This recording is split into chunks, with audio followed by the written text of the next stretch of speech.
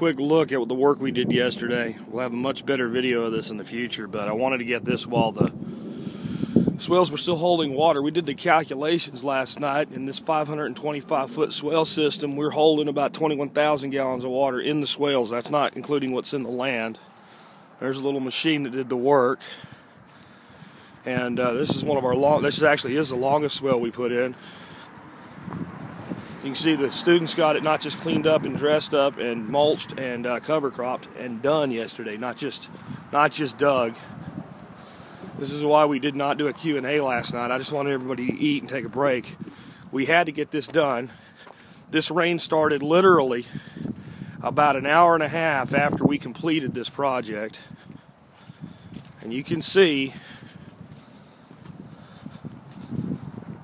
these swales are doing exactly what they're supposed to do. There's a level sill where the water gets out, and it was weeping beautifully last night down into that next swale down there. You can see that last one down there. We got one up here. 3 little ones all still holding water in the urban garden. There's our platform. There's that swale just holding just buku water. I thought we flooded the neighbors out last night, that we did something wrong. It turns out they got a concrete slab over there, and in the dark, the way it was shining off there, it looked like a pond. But there it is, guys. I'll take you around and show you the last swale.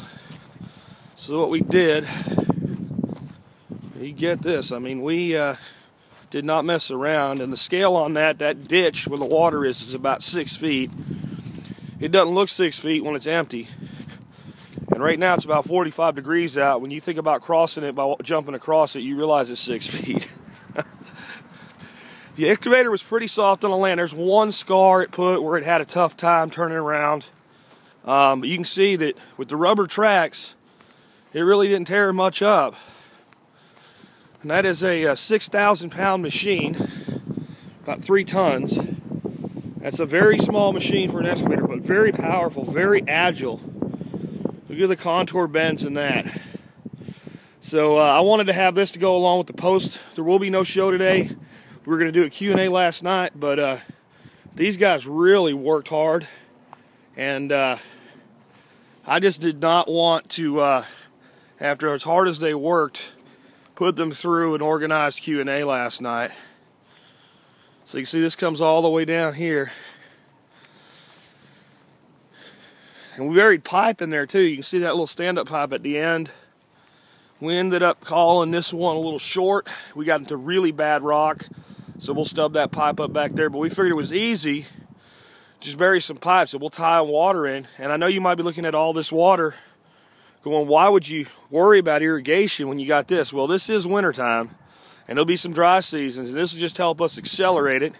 And all it cost us was the PVC. We didn't have to dig the pipe at all. All we did was lay it on the ground and pull a swale burr on top of it. And we can get away with that here because it doesn't get that cold. There you go. So that's the last sill, and that water just goes back to where it would have went anyway when it can't hold anymore, right down that ditch. And if we even feel the need to, we can flick water off that road right there. All right, I'll catch up with you in a bit.